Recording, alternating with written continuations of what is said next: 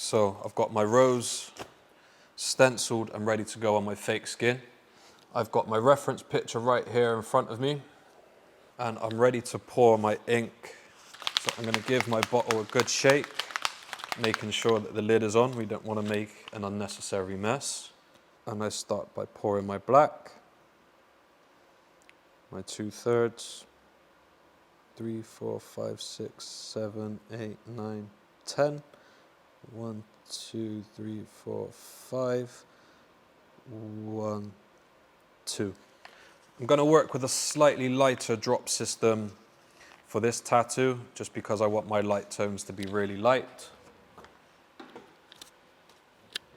And then I can dilute with my distilled water. You can also dilute with witch hazel. I've got an ink cap so that when I'm switching between tones, I can dilute my ink in my cartridge slightly.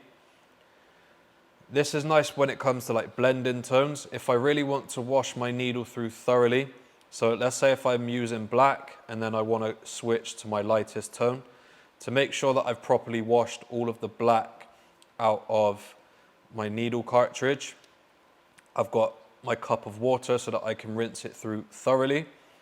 And the same goes the other way round. If I'm using a light tone and I've been dipping my ink cap in my water, I want to make sure that there's no water left in my cartridge when I'm about to do my black, otherwise it's going to really dilute and water down my black. So I'm going to start by outlining my rose. I'm going to use my 3-round liner to start. It's on 3.9mm stroke right now. And I'm going to start at about 7.5 volts. I'm going to outline in black. And I might do a little bit of tip shading to start off some of my shadows, a little bit of stipple shading with my liner. So the outside of the rose is going to be my thicker needle, so I'm not going to outline the outside twice. I'm just going to stick to the inside. And I think I'm going to start with this line in the middle. So like we've been practicing, I'm going to start by introducing the very tip of my needle to the skin. And slowly sink my needle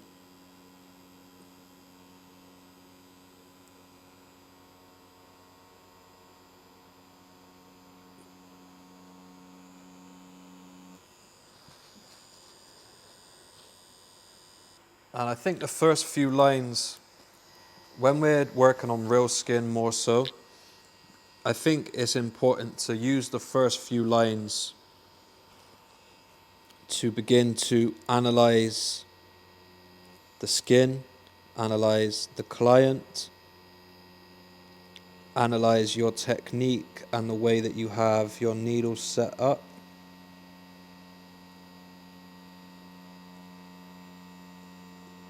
Ask yourself, are there any changes that need to be made? Is everything running the way that I want it to?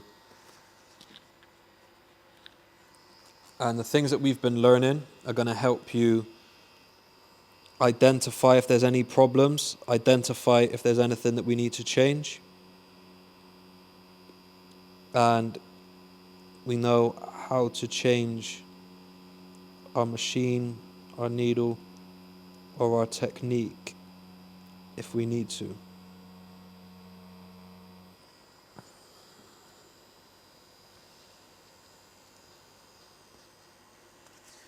With fake skin, there's not a lot that it's going to do to show us that we're working too deep or that there's something wrong with our technique. We're not going to get any blood. We're not going to get swelling. You're not going to see the skin get overworked in the same way.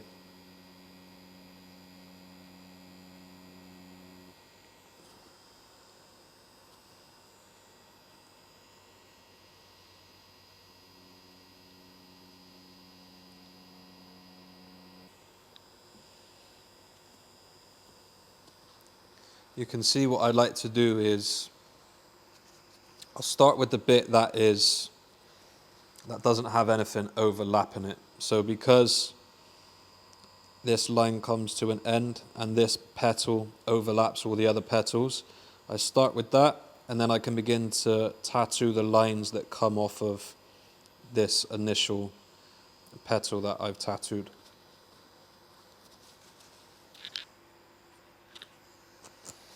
And I want to make sure that all of my lines, that they're not only clean, but I want all of my lines to join up with one another. I don't want any awkward gaps in between my lines. Make sure your lines link up with one another.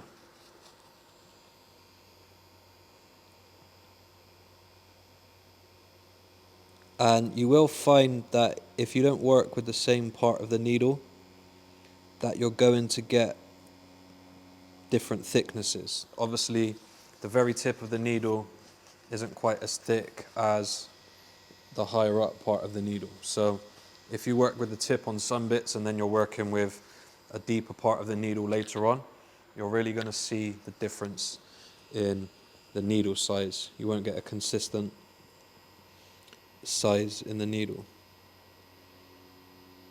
So working with the same part of the needle is quite important.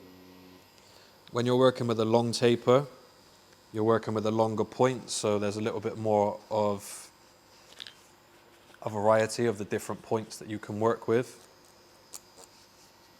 But I like using it for my fine line work. And you can see most of my lines I'm pulling towards me, because what that also allows me to do is to see the stencil that I'm tracing over. If I started at the bottom and then came up, sometimes you'll see that you're kind of blocking your own way and you can't see your stencil as well as you want to.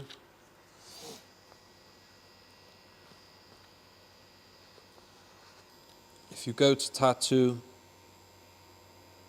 and there's a bit too much ink on the skin and you can't really see what you're doing as well as you would like, just give a little dab on your paper towel and some of the excess will fall off, and then we can carry on tattooing.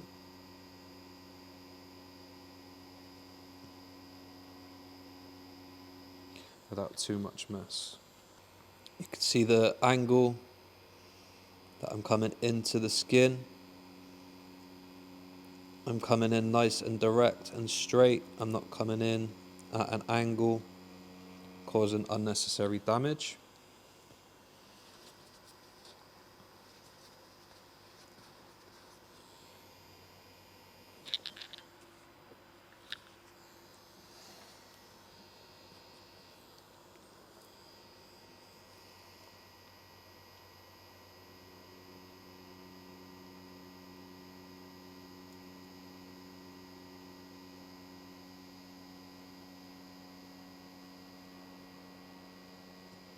And I think something that I do that's quite helpful, when it comes to the lines and the shading, is I try to think about what the tattoo is about to look like after I've done it.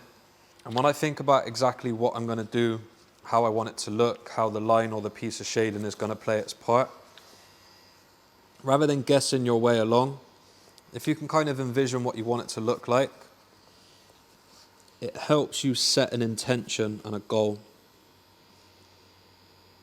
And it gives you something to achieve rather than guessing your way through.